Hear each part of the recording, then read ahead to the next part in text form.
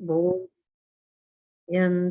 परस्परं मच्चित्ता मद्गतः प्राण बोधयन्तः परस्परम् कथयन्तश्च मान्नित्यं तुष्यन्ति च रमन्ति च कथयन्तश्च मानित्यं तुष्यन्ति च रमन्ति च कथयन्तश्च मानित्यं तुष्यन्ति च रमन्ति च कथयन्तश्च मानित्यं तुष्यन्ति च रमन्ति च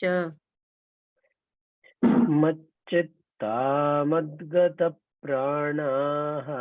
बोधयन्तः परस्परं कथयन्तश्च मान्नित्यं तुष्यन्ति च रमन्ति च मच्चिता मद्गतः प्राणाः बोधयन्तः परस्परं कथयन्तश्च मानित्यं तुष्यन्ति च रमन्ति च मच्चिता मद्गतः प्राणाः बोधयन्तः परस्परं कथयन्तश्च कथयन्तश्च मानित्यः तुष्यन्ति च रमन्ति च मच्चिता मद्गतः प्राणा बोधयन्तः परस्परं कथयन्तश्च मानित्यं तुष्यन्ति च रमन्ति च।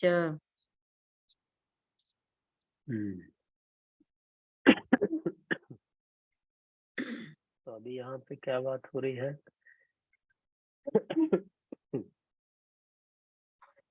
कल हमने देखा था हम सर्वस्य प्रभव मत्तः सर्वं प्रवर्तते इति मत्वा भजन्ते माम बुधा भाव समन्विता। जो ज्ञानी लोग हैं, जानकार लोग हैं, वह हम सर्वस्य प्रभव और मत्तः सर्वं प्रवर्तते ऐसा जानते हैं और ऐसा जान करके फिर क्या करते हैं?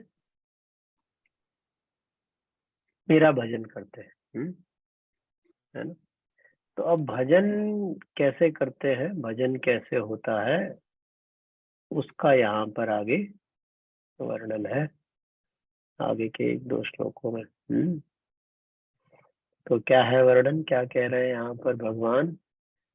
मच्चित्ताः मद्गत प्राणाः परस्परं बोधयन्तः च कथयन्तः नित्यं तुष्यन्ति च माम च रमन्ति। हाँ, तो क्या करते हैं ऐसे लोग जो ज्ञानी लोग हैं, जो यह इनका यह विश्वास, जो यह मानते हैं कि अहम सर्वस्य प्रभव मत्तः सर्वं प्रवर्तते, ऐसे लोगों का चित्त जो है वो मुझ में लगा रहता है। मच्चित्ता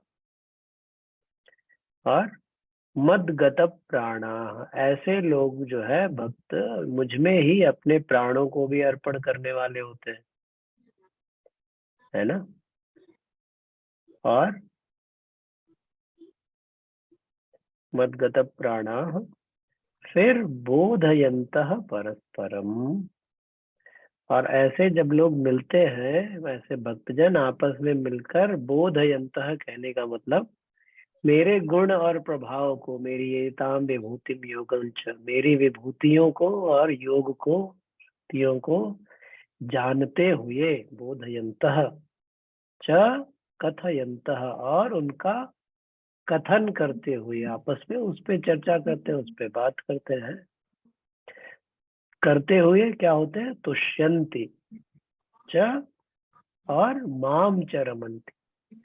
ऐसी चर्चा से ही उनको बड़ा संतोष मिलता है, संतुष्ट होते हैं और मुझ में ही रमते हैं, मुझ में ही रमण करते हैं, मतलब मुझ में प्रेम करते हैं।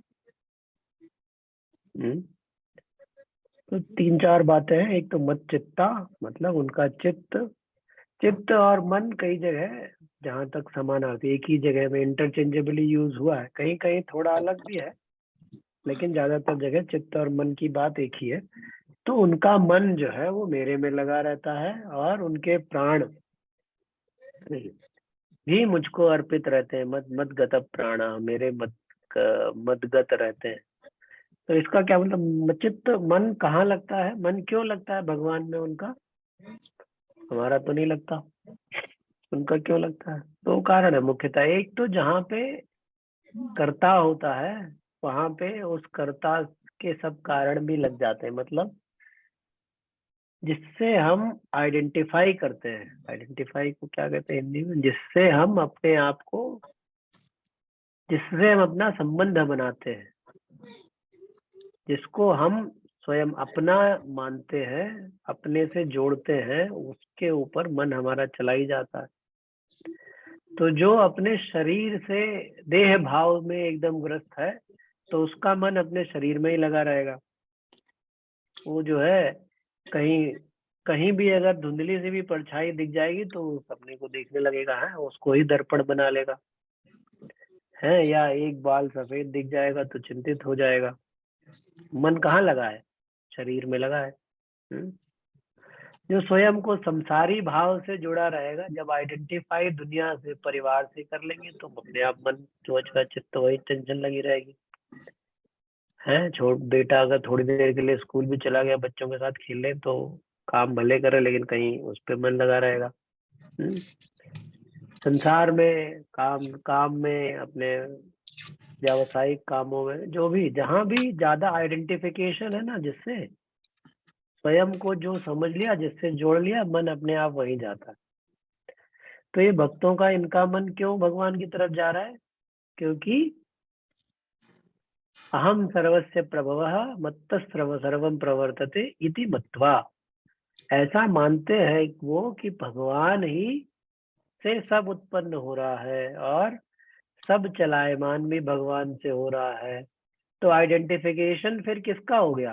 भगवान से आइडेंटिफाई हो गया, भगवान से संबंध जुड़ गया, तो अपने आप मन वहीं जाएगा। तो मन कहीं और भी जाएगा, जैसे कि शरीर में ही मन चला गया, थोड़ा चिंता लगी तो फिर अहम सर्वस्य प्रभव, भगवान से सब उत्पन्न हो रहा है, तो ये शरीर भी भगवान से उत्पन्न हो रहा है, तो उनका शरीर में भी ध्यान जाएगा, तो एक स्टेप आगे बढ़ के वो भगवान में मन चला जाएगा। ऐसे ही कार्य व्यवहार में भी जाएगा तो अहम सर्वस्य प्रभव, ये सोचना नहीं पड़ता, ये तो अपने आप स्वतः ही होता है। जैसे हमको स्वतः हमारा मन इधर उधर जाता है, वैसे ही स्वतः मन भगवान मत चित्ता हो जाता है। अच्छा, एक तो ये आइडेंटिफिकेशन जिससे, दूसरा होता है जिससे आपका प्रेम है, लव।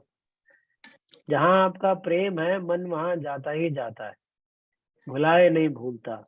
कैसे भुलाऊं, कोई मुझे बताए मैं उसको कैसे भुलाऊं? है भुलाने से भी नहीं भूलता ना, कई लोगों की समस्या हो जाती है आजकल। थोड़े अपने अभी तो सब उस जनरेशन वाले लोग कभी हैं वैसे, उस एज वाले, जो ब्रेकअप हो गया तो अब कैसे भूलूं, भूलता ही नहीं है। यहाँ मन लगता नहीं है और कहीं जहाँ लग गया वहां से भूलता नहीं। क्यों नहीं भूलता? क्योंकि प्रेम भाव है, प्रेम है जहाँ पे। तो जब भगवान में प्रेम होता है तो मन वहीं लगा रहता है, भगवान में ही लगा रहता है। ये सब बड़ा विस्तार है, इस पर चर्चा डिटेल में करते रहेंगे तो करते ही रह जाएंगे। मदगत प्राण, संक्षेप में समझ लीजिए। फिर जब प्रेम वहां रहेगा, जब भगवान से रहेगा, तो प्राण माने ऊर्जा शक्ति, क्रिया प्रक्रिया, फिर कर्म भी जो है वो भगवान को ही केंद्र में रख के होंगे। प्राण शक्ति भी जो है भगवान के ही में ही रहेगी, है ना। और ये तो भीतर की अपनी बात हो गई, जब भक्त एकांत में है तब। और जब लोगों से मिलेगा तो क्या होगा? तो सत्संगी होगा। और क्या, भक्त जहाँ मिलेंगे कुछ भी बात करेंगे तो वो सत्संगी हो जाएगा। तो ये बोधयंत कथयंत जो बात है वो सत्संग वाली बात। और जब सत्संग में रहेंगे तो अपने आप ही संतोष, तुष्ट, फिर कुछ और खुश रहने के लिए, प्रसन्न रहने के लिए फिर किसी और की आवश्यकता नहीं लगेगी। जो है उसी में सब एकदम संतुष्ट रहेंगे, इसी चर्चा से ही संतुष्ट रहेंगे, खुश रहेंगे, है। तो तुष्यंति च। और माम रमन्ति, फिर वो प्रेम जो है वो उत्तरोत्तर बढ़ता भी रहता है, फिर भगवान में ही प्रेम भी बना रहता है भक्त का। तो कल एक कोई कहीं मैसेज में आया था, वो जो निर्धन है तो वो सोच रहा है कि धनवान खुश है, जो धनवान है वो सोच रहा है कि राजा खुश है, जो राजा है वो सोच रहा है कि जो चक्रवर्ती हो जाऊं तब खुश हो जाऊं, जो चक्रवर्ती है वो सोच रहा है कि इंद्र हो जाऊं तब खुश हो जाऊं। इंद्र सोच रहा है कि मैं राम हो जाऊं, विष्णु हो जाऊं तो खुश हो जाऊं। और विष्णु क्या कहते हैं, यहाँ कहा है देखो विष्णु ने, तुष्यंती, संतुष्ट है। कौन संतुष्ट है? भक्त है, जिसका मेरे में मन लगा हुआ है। तो ऐसे ही साइकिल अच्छा वैसे। आगे चलते।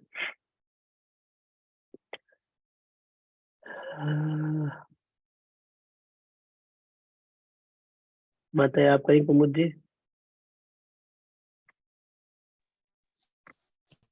हाँ कहिए, बोलते हैं। तेषां सततयुक्तानां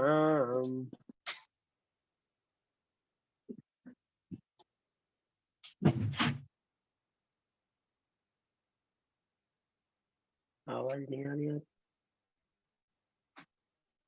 तेषाम, मेरी आवाज हाँ अभी आ गई।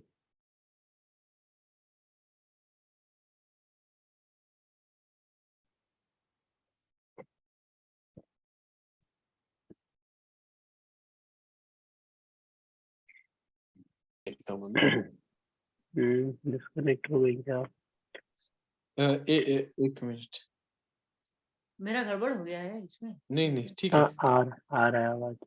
आ गया, चलिए। ते तेषाम सततयुक्तानां, तेषां सततयुक्तानां, तेषां सततयुक्तानां, भजतां प्रीतिपूर्वकम् भजतां प्रीतिपूर्वकम्, भजतां प्रीतिपूर्वकम्,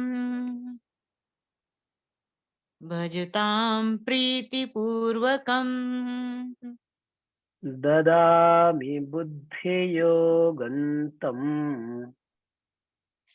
ददामि बुद्धियोगन्तम्, ददामि बुद्धियोगन्तम्, ददामि बुद्धियोगन्तम्, येन मामुपयान्ति ते येन मामुपयान्ति ते, येन मामुपयान्ति ते,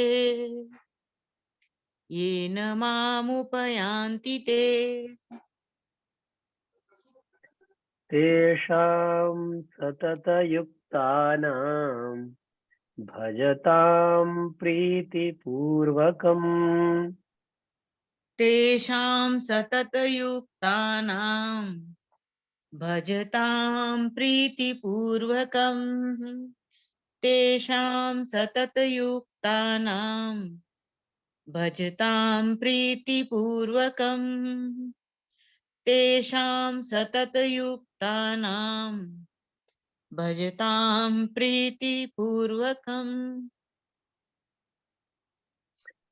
ददामि बुद्धियोगन्तम् येन मामुपयान्ति ते ददामि बुद्धियोगन्तम् येन मामुपयान्ति ते, ददामि बुद्धियोगन्तम् येन मामुपयान्ति ते,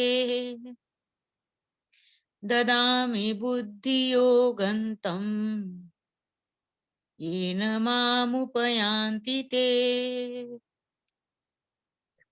तेषां सततयुक्तानां भजतां प्रीतिपूर्वकम् ददामि बुद्धियोगन्तम् येन मामुपयान्ति ते तेषां सततयुक्तानां भजतां प्रीतिपूर्वकम् ददामि बुद्धियोगन्तं येन मामुपयान्ति ते तेषां सततयुक्तानां भजतां प्रीतिपूर्वकम् ददामि बुद्धियोगन्तं येन मामुपयान्ति ते तेषां सततयुक्तानां भजतां प्रीतिपूर्वकम् ददामि बुद्धियोगन्तं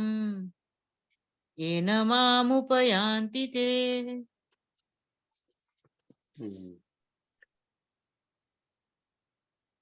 अब यहाँ पर क्या कह रहे हैं, फिर आगे उसी बात में है कि तेषां सततयुक्तानां प्रीतिपूर्वकं भजताम तम बुद्धि योगम ददामि। ऐसे लोग जिनका पीछे वर्णन किया पिछले श्लोक में, कैसे यहाँ पे भी थोड़ा बताया विशेषण, सतत युक्ता नाम, सतत माने लगातार, युक्ता नाम मतलब मुझमें जिनका मन लगा रहता है, और प्रीति पूर्वकम भजताम, और जो प्रेम पूर्वक मेरा भजन करने वाले लोग हैं, ऐसे लोगों को तम बुद्धि योगम ददामि, उनको मैं बुद्धि योग प्रदान कर देता हूँ। येन ते माम उपयान्ति, जिससे उनको मेरी प्राप्ति हो जाती है। तो बुद्धि योग जो है, जो योग ये समत्वम योग उच्चते या बुद्धि योग की पूरा वर्णन काफी दूसरे अध्याय में भी किया था। वो भक्तों को उसके लिए फिर योग की साधना वाधना करने की जरूरत नहीं, उनको स्वतः ही प्रचित भगवान से बुद्धि योग जो है वो मिल ही जाता है, समता आ ही जाती है, सुख दुख में बराबर, और ज्ञान सब है वो भगवान सहर्ष ही दे देते हैं, जब किसी के भीतर यह भाव दृढ़ हो जाए कि भगवान ही सब कुछ है और सब उन्हीं से उत्पन्न होता है, उन्हीं से चलायमान होता है। और जब प्रेम पूर्वक प्रेम उत्पन्न हो जाए, तो भक्ति हो जाए, तो ज्ञान और बुद्धि तो अपने आप आ ही जाती है, वही यहाँ पे है।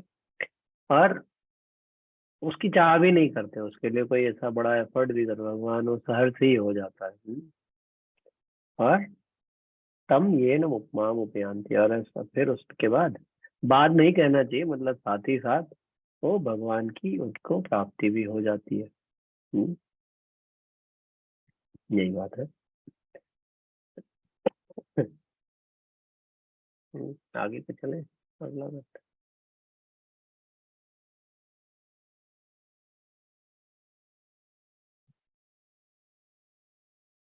प्रकाश आप करेंगे।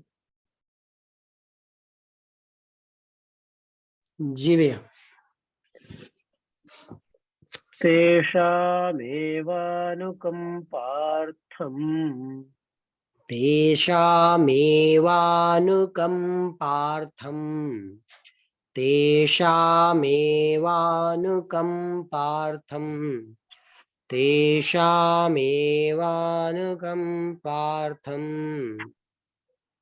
अहमज्ञानजं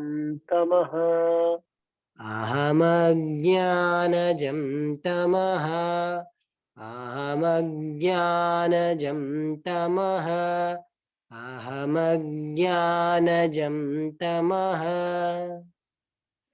नाशयाम्यात्मभावस्थः नाशयाम्यात्मभावस्थः नाशयाम्यात्मभावस्थः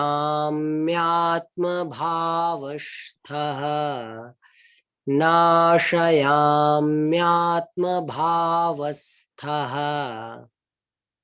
ज्ञानदीपेन भास्वता ज्ञानदीपेन भास्वता ज्ञानदीपेन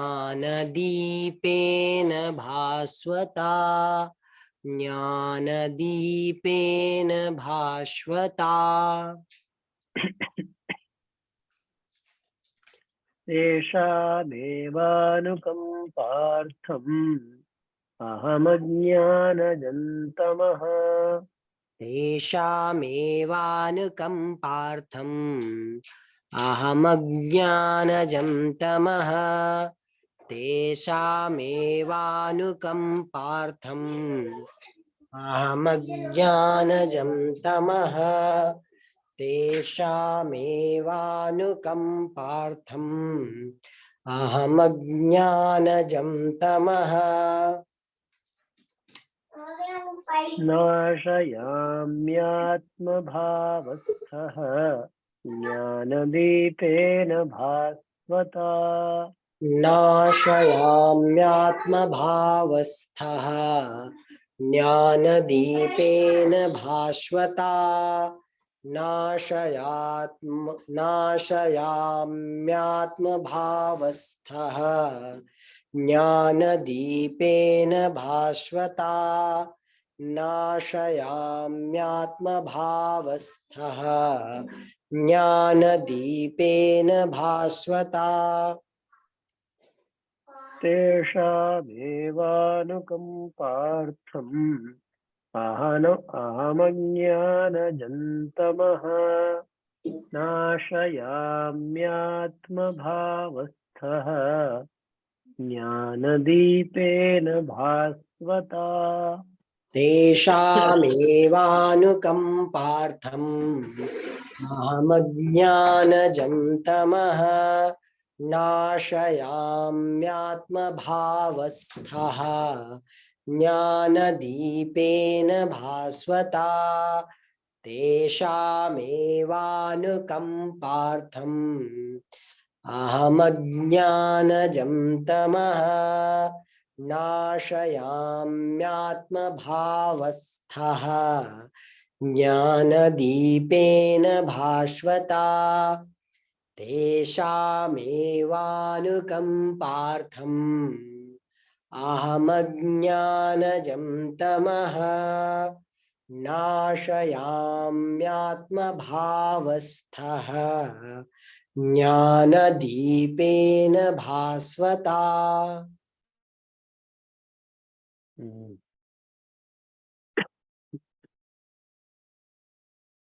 यहाँ पर क्या कह रहे हैं वही बात उसको आगे बता रहे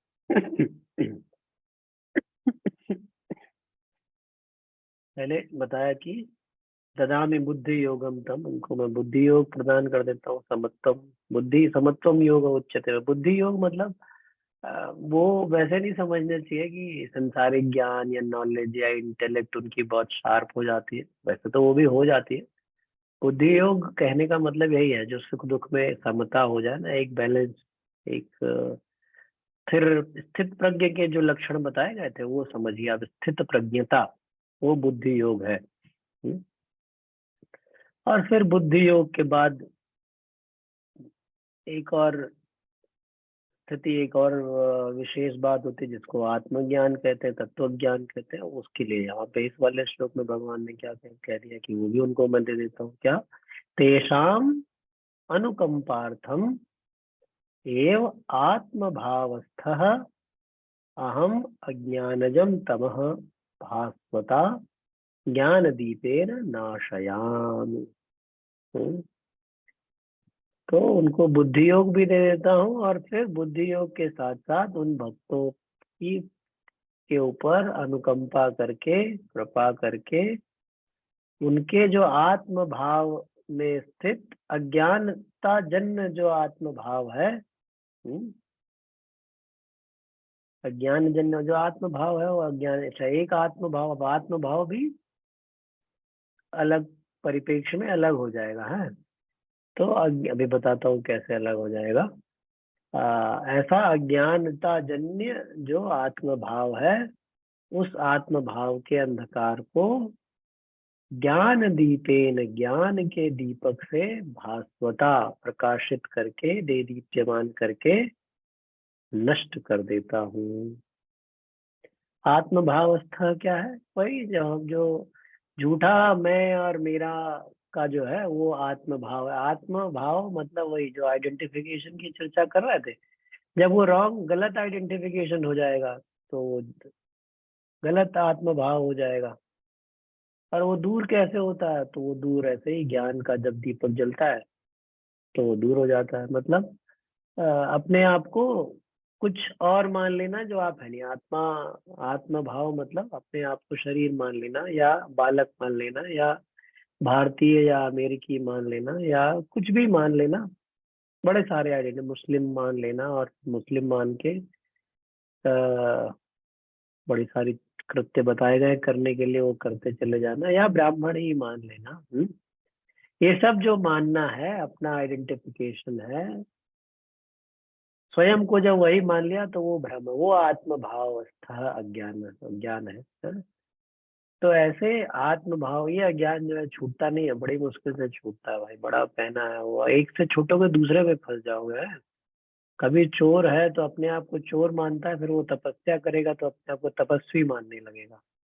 हम्म फिर कुछ सिद्धि मिल जाए, अपने आप को सिद्ध मानने लगेगा। तो कुछ ना कुछ एक से हट के दूसरे में, यहाँ वहाँ वो अपना आत्म भाव चलता रहता है। तो उससे छूटना आसान काम नहीं। योग की तमाम साधनाएं हैं, इसीलिए बताई गई है इसका आत्म भाव। उसके पहले वाले में जो बताया, बुद्धि योग प्राप्त करने की भी साधनाएं, बड़ी प्रक्रियाएं हैं। यम नियम से अपना पतंजलि का अष्टांग योग जो है, 8 अंगों का योग, तो यही है। बुद्धि योग प्राप्त करने के लिए, समता प्राप्त करने के लिए, और अज्ञान से आत्मज्ञान प्राप्त करने के लिए यम नियम आसन ध्यान प्राणायाम प्रत्याहार ध्यान साधना समाधि, ऐसे 8 है। यहाँ पे क्या कह रहे हैं, जो भक्त है उसको तो, वो तो मांगता भी नहीं है कि मुझको बुद्धि योग चाहिए या मुझको आत्मज्ञान। जो उसको आत्मज्ञान की भी परवाह नहीं होती है। और जब परवाह नहीं होती है तो भगवान से संबंध होता है, तो भगवान तो क्या देंगे? अगर आप कुछ मांगते हो तो वही दे देते हैं। जब आप कुछ मांगते हैं भगवान से, ये भी पहले हम लोगों ने 7वें 8वें अध्याय में देखा, जो जिस भाव से बचता है उसको वही दे देते हैं। और जब कुछ नहीं मांगता कोई भक्त भगवान से, तो फिर क्या देते हैं भगवान? अल्टीमेट, जो उच्चतम से उच्चतम संभव है वो दे देते हैं भगवान। जब आप कुछ मांगोगे तो वो दे देंगे, कुछ नहीं मांगोगे तो उनको अपनी तरफ से क्या देते हैं? अनंत ही दे देते हैं। फिर सब कुछ ही दे देते, कुछ देना बचता नहीं है, ऐसा टाइप का सब दे देते हैं। जैसे केवट ने जब कुछ नहीं मांगा तो भगवान ने क्या उसको परम भक्ति का वरदान दे के चले गए हैं। देखा, कुछ तो ले लो, कुछ तो ले लो, अंगूठी वो अंगूठी देगा तो उसने नहीं नहीं हो गया, सब मिल गया। तो क्या है वो चौपाई तुलसीदास जी ने लिखा है, भगति विमल बर दे, ऐसे करके कुछ है, विमल भक्ति का वरदान। ऐसे बहुत सारे उदाहरण हैं, बड़े सारे। तो ऐसे ही भक्तों को ये ज्ञान जो है, आत्मज्ञान तत्व ज्ञान जिसको कहते हैं, वह अपने आप ही स्वतः ही प्राप्त हो जाता है। इस रेफरेंस में गुरु जी भी एक चीज कहते हैं कि मांगना है तो मांगो, लेकिन एक क्लॉज लगा दो कि हमें ये चाहिए, लेकिन अगर आपके उसमें कुछ और बेहतर है तो वो दे देना।